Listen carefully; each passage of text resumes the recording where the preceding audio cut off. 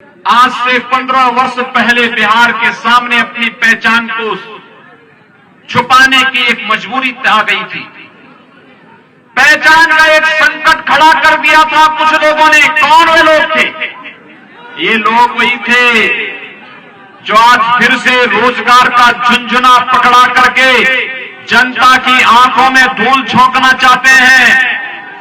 याद करिए, 15 वर्ष पहले इनके जंगल राज को जब इन्होंने जाति के नाम पर परिवारवाद की राजनीति को बढ़ावा दिया और परिवारवाद के नाम पर भ्रष्टाचार को बढ़ावा देकर के बिहार में जंगल राज की स्थिति पैदा कर दी थी और बिहार के नौजवानों के सामने अपनी स्वयं की पहचान को छुपाने की एक मजबूरी सामने आ चुकी थी। भाइयों बहनों, पिछले 15 वर्षों के दौरान श्री नीतीश कुमार जी के नेतृत्व में विकास और सुशासन की जिस यात्रा को बिहार ने तय किया है, यही एक समृद्ध और खुशहाल बिहार का मार्ग प्रशस्त करता है। और इसी खुशहाल और समृद्ध बिहार के लिए आपका आह्वान करने के लिए आज विशेष रूप से मुझे आपके बीच में यहां आने के लिए मजबूर होना पड़ा है। भाइयों बहनों, बिहार अपनी युवाओं की ऊर्जा के लिए जाना जाता है। बिहार यहां के नौजवानों की प्रतिभा को दुनिया मानती है। यहां के नौजवानों की ऊर्जा और यहां के नौजवानों की पूरी प्रतिभा आज दुनिया उसका लोहा मानती है। लेकिन भाइयों बहनों, ये जातिवादी और परिवारवादी ताकतों ने बिहार की इस पहचान को, बिहार के युवाओं की इस ऊर्जा को, इस प्रतिभा को पूरी तरह कुंद करने का कार्य किया। लेकिन आज एक बार जब विधानसभा के चुनाव हो रहे हैं तो मैं आप सबका आह्वान करना चाहता हूं। आज आपके सामने कांग्रेस और राजद के लोग तमाम प्रकार की ताकतों के साथ जो समाज के विरोधी हैं, जिनके द्वारा हिंसा और हिंसा के अलावा कोई दूसरा उनके सामने कोई दूसरा मार्ग नहीं, उन लोगों के साथ गठजोड़ करके जैसे फिर से यहां की विकास को बंधक बनाना चाहते हैं, उसी पर आपका आह्वान करने के लिए मैं आपके बीच आया हूं। आपने 6 वर्ष पहले प्रधानमंत्री के रूप में मोदी जी का चयन किया और जब मोदी जी देश के अंदर प्रधानमंत्री बने, उन्होंने देश की राजनीति की धुरी को बदलने का कार्य किया। आपने देखा होगा, प्रधानमंत्री के रूप में देश की राजनीति की धुरी को बदलने का जो कार्य प्रधानमंत्री मोदी जी ने किया है, उस कारण ये पोस्टर उठा दो भैया।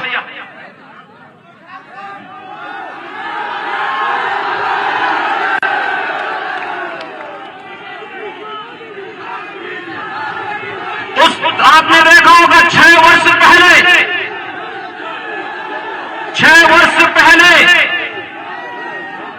आपने देखा होगा 2004 से 2014 तक इस देश के अंदर कांग्रेस के नेतृत्व में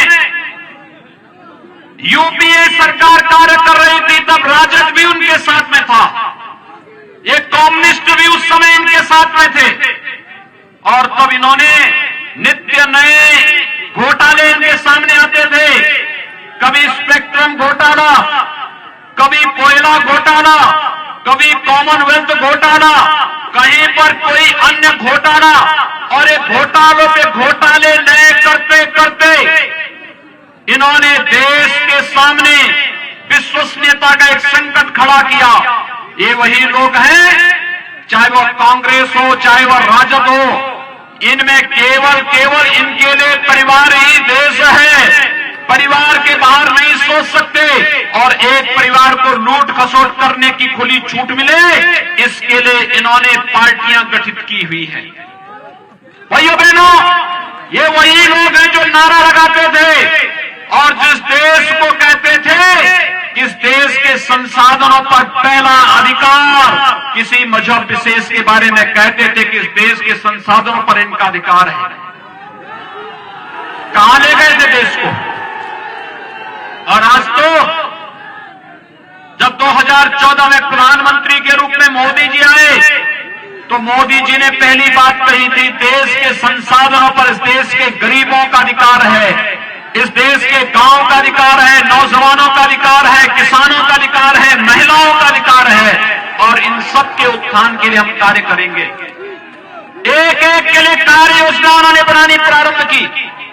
गरीबों के लिए प्रधानमंत्री आवास योजना, आप याद करिए, प्रधानमंत्री आवास योजना के अंतर्गत पिछले 6 वर्षों के दौरान 3 करोड़ गरीबों का एक एक आवास बना है। 4 करोड़ गरीबों को विद्युत के निःशुल्क कनेक्शन मिले हैं। 8 करोड़ गरीबों को रसोई गैस के कनेक्शन मिले हैं। भाइयों बहनों, देश के अंदर 10 करोड़ गरीबों को एक एक शौचालय मिला है। 12 करोड़ किसानों को प्रधानमंत्री किसान सम्मान निधि का लाभ मिला है। 15 करोड़ नौजवानों को प्रधानमंत्री मुद्रा योजना में आर्थिक स्वावलंबन का लाभ मिला है।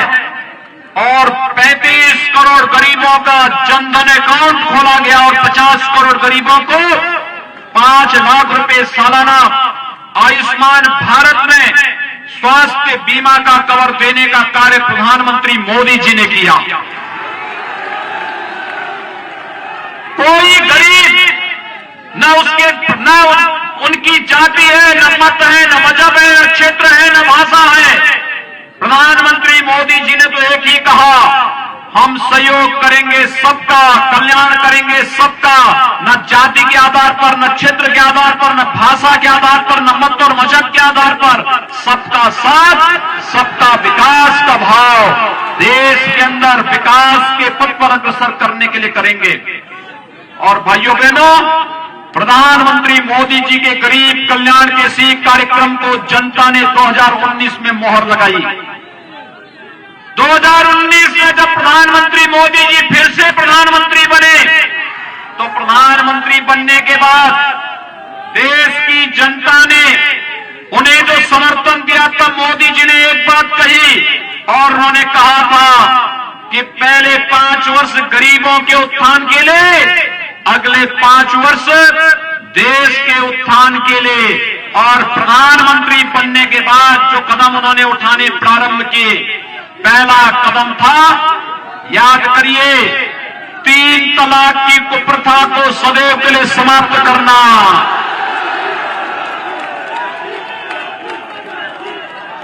ये 3 तलाक की कुप्रथा, ये केवल नारी गरिमा के ही प्रतिकूल नहीं था, बल्कि आधी आबादी को अपमानित करने की कुत्सित चेष्टा भी थी। और भाइयों बहनों, 3 तलाक की कुप्रथा को, सदियों की इस कुप्रथा को मजबूती के साथ रोकने का कार्य किसी ने किया, प्रधानमंत्री मोदी जी ने किया। दूसरा कदम उन्होंने उठाया। भाइयों बहनों, आज से पहले आपने देखा होगा, इससे पहले 1952 से लेकर के 2019 तक कांग्रेस सरकार के समय में कांग्रेस की सरकार ने व्यवस्था कर दी थी, कश्मीर में, कश्मीर के बाहर का व्यक्ति जमीन नहीं खरीद सकता था। और भाइयों बहनों, मोदी जी ने आपको छूट दे दी है, अगर बिहार का नौजवान कश्मीर के अंदर भी आवास बनाना चाहेगा, आप जाइए और भारत के एक नागरिक के रूप में कश्मीर में जमीन लेकर के अपना मकान बना सकते हैं। कश्मीर में धारा 370 को सदैव के लिए समाप्त कर दिया। भारतीय जनता पार्टी 1952 से नारा लगाती थी, एक देश में 2 विधान, 2 प्रधान और 2 निशान, नहीं चलेंगे, नहीं चलेंगे के नारे लगते थे। एक भारत श्रेष्ठ भारत की परिकल्पना को किसी ने साकार किया है, प्रधानमंत्री मोदी जी ने किया है। और भाइयों बहनों, कश्मीर से धारा 370 को इसी क्रम में समाप्त करके आतंकवाद की ताबूत पर अंतिम कील ठोकने का कार्य भी किसी ने किया, प्रधानमंत्री मोदी जी ने किया। ये जो कांग्रेस और राजद के लोग आज भाकपा माले और नक्सलवादियों के साथ गठबंधन करके बिहार में फिर से जंगल राज जो स्थापित करना चाहते हैं, वे कान खोल करके सुन लें। कश्मीर के आतंकवाद के बाद अब नक्सलवाद को भी देश की धरती से पूरी तरह उखाड़ फेंकने की तैयारी चल रही है। अब भारत की धरती पर नक्सलवाद के लिए भी कोई जगह नहीं रहेगी। भाइयों बहनों, नक्सलवाद को समाप्त करने के बाद देश के अंदर लगातार एक मांग उठती थी, और वह मांग उठती थी, मुझे लगता है मैं जब पिछली बार लोकसभा चुनाव में आया था बिहार में, और लोकसभा चुनाव के दौरान जब मैं कहीं भी जाता था, महाराजगंज में भी आया था, और तब मुझे बताया था कि नौजवान बोलते थे, यहाँ के पत्रकार मित्र बोलते थे, इनके द्वारा एक ही बात कही जाती थी कि योगी जी आप पिछली बार आए थे, आपने कहा था कि रामलला हम आएंगे, मंदिर वहीं बनाएंगे, क्या तारीख भी बताएंगे? भाइयों बहनों, मैं सही बता रहा हूं, मेरी हार्दिक इच्छा थी जब अयोध्या में राम जन्मभूमि पर भगवान राम के भव्य मंदिर निर्माण का जिस दिन प्रधानमंत्री मोदी जी के कर कमलों से शिलान्यास होना था, उस समय जब मैं इस कार्यक्रम के बीच से योजना बना रहा था, लेकिन हमारी इच्छा थी कि इस कार्यक्रम में, मेरी हार्दिक इच्छा थी इस कार्यक्रम में बिहार के हर गांव से यहां के नागरिकों को विशेष रूप से आमंत्रण देने का, क्योंकि मैं मानता हूं माता सीता के बगैर राम अधूरे माने जाते हैं। हम जब भी बोलते हैं जय सीताराम बोलते हैं, जय श्री राम बोलते हैं, श्री का मतलब माता सीता से ही है। और इसीलिए भाइयों बहनों, लेकिन ये कोरोना महामारी के कारण राम जन्मभूमि मंदिर निर्माण में अब देरी न हो, कोरोना संक्रमण को भी रोकना था, लेकिन राम मंदिर के कार्यक्रम को भी आगे बढ़ाना था। इसलिए हम लोगों ने आदरणीय प्रधानमंत्री जी के कर कमलों से इस कार्यक्रम को आगे बढ़ाने का कार्य किया। प्रधानमंत्री जी ने कार्यक्रम का शुभारंभ करके 500 वर्षों से जो मांग थी, जो टीस थी, उसको पूरा करते हुए, दूर करते हुए अयोध्या में भगवान राम के भव्य मंदिर के निर्माण का मार्ग भी प्रशस्त कर दिया है। आने वाले 3-4 वर्षों के अंदर जब भगवान राम का भव्य मंदिर बनेगा, तो मैं यहां पर अपने जितने हमारे साथी हैं, करणजीत सिंह जी से, जनार्दन सिंह जी से, अपने यहां पर धूमल सिंह जी से, इन सभी से मैं कहूंगा कि तब बिहार के हर गांव की उपस्थिति अयोध्या में उस अवसर पर होनी चाहिए, क्योंकि भारत के लिए गौरव का विषय है। मर्यादा पुरुषोत्तम भगवान श्री राम और माता सीता के अनुसार इनकी यश और कीर्ति के अनुरूप ही अयोध्या में भगवान राम का भव्य मंदिर का निर्माण का कार्य प्रधानमंत्री मोदी जी के मार्गदर्शन में हो रहा है। और मेरी आप सबसे अपील होगी कि हमें इस यश और कीर्ति को देश और दुनिया के कोने कोने में लेके जाना है। इस दृष्टि से हमें दुनिया के अंदर भारत की यश और कीर्ति को पहुंचाना है। तो मर्यादा श्री राम का आदर्श चरित्र हम सबके सामने है, और आपका आह्वान करने के लिए आपके बीच आया हूं। हम सब मिलकर के इस कार्यक्रम प्रदान करें। भाइयों बहनों, ये जो जातिवादी ताकतें जो राम मंदिर के मार्ग में बाधक थी, कश्मीर में आतंकवाद और देश के अंदर नक्सलवाद को समाप्त करने में बाधक थी, नौजवानों की नौकरी और रोजगार में बाधक थे, इन सभी लोगों को मुंहतोड़ जवाब देने का अवसर है बिहार विधानसभा का चुनाव। और बिहार विधानसभा चुनाव के माध्यम से मेरी आप सबसे अपील होगी,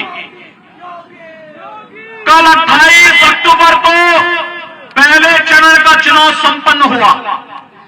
54% लोगों ने कल मतदान में भाग लिया। भाइयों बहनों, मेरा आप सबसे अपील है, द्वितीय चरण का चुनाव 3 नवंबर को होने जा रहा है और हमारा प्रयास होना चाहिए द्वितीय चरण में हम मतदान के प्रतिशत को 70% तक पहुंचाने का कार्य करें। ये सब नौजवानों की ऊर्जा ये कर सकती है, आप कर सकते हैं। आप अगर इस कार्यक्रम को आगे बढ़ा देंगे, भाइयों बहनों, मैं विश्वास के साथ कह सकता हूं भाजपा और जदयू के ही प्रत्याशी जीतेंगे अगर 70% मतदान हो गया तो। मतदान के प्रतिशत को बढ़ाने के लिए आप सबका आह्वान कर रहा हूं और इतनी भारी संख्या में लोग आज यहां पर उपस्थित हुए हैं और इसमें भी 90 से 95% तो युवा हैं। ये युवाओं की ऊर्जा, जिस देश के अंदर और जिस प्रदेश के अंदर इस प्रकार की युवा ऊर्जा हो वो पीछे रह ही नहीं सकता हो, तो आगे ही आगे जाना है।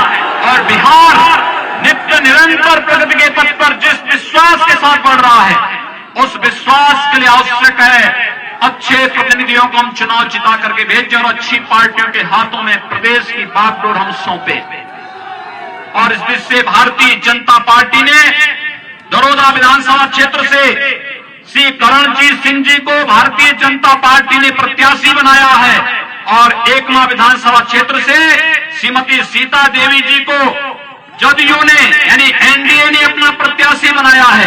मेरा आप सबसे अपील होगा, एनडीए के प्रत्याशी जहां कहीं भी लड़ रहे हैं, भाजपा हो, जदयू हो और अन्य हमारे सहयोगी दल हैं, इन सभी के प्रत्याशियों को भारतीय जनता पार्टी और सहयोगी दलों के प्रत्याशियों को उनके चुनाव चिन्ह पर भारी बहुमत से विजयी बनाने की अपील आप सबसे करने के लिए मैं आज आपके बीच आया हूं। इतनी भारी संख्या आपकी है,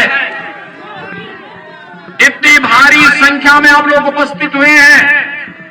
आपके पास स्मार्टफोन होगा, भाइयों बहनों, अपने स्मार्टफोन का इस्तेमाल करते हुए नातेदार, रिश्तेदार, मित्रगण, शुभचिंतकगण इन सबको एसएमएस करके, फोन करके और आवश्यकता पड़ती छोटी छोटी टोली बना करके घर घर जा करके कि विकास और सुशासन में बिहार में नीतीश जी के नेतृत्व में एनडीए की सरकार बननी आवश्यक है, जिससे भारत सरकार के माध्यम से मोदी जी और बिहार के माध्यम से नीतीश जी मिलकर के विकास की प्रक्रिया को तेजी के साथ आगे बढ़ा सके।